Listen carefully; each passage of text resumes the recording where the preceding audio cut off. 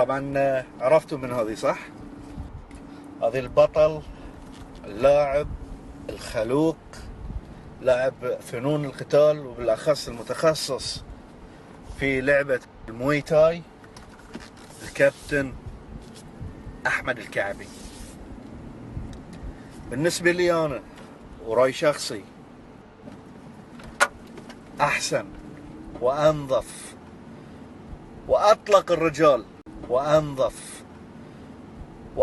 الرجال كابتن يعرف يوصل لك المعلومة، كابتن يعرف يعطيك الأساسيات، كابتن يعطيك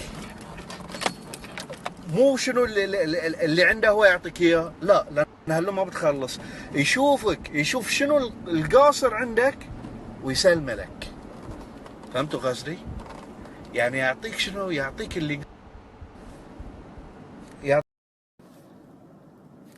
اللي قاصرك علشان يخلق منك لاعب محترف، فاهم شنو تسوي، فاهم شنو اللي لك، فاهم شنو اللي عليك. يعني مهما اقول صراحة، مهما اوفي من الكلمات، يعني ما بوفي في حق الكابتن احمد الكعبي. تحية لك كابتن احمد حبيبي، اذا كنت تشوف السناب من متابعيني، تحية لك يا الغالي، ومني لك احلى تحية وحب وتقدير واحترام على كل اللي قاعد تسويه لك وحق ناديك وحق اللاعبين اللي عندك وحق فريقك كله.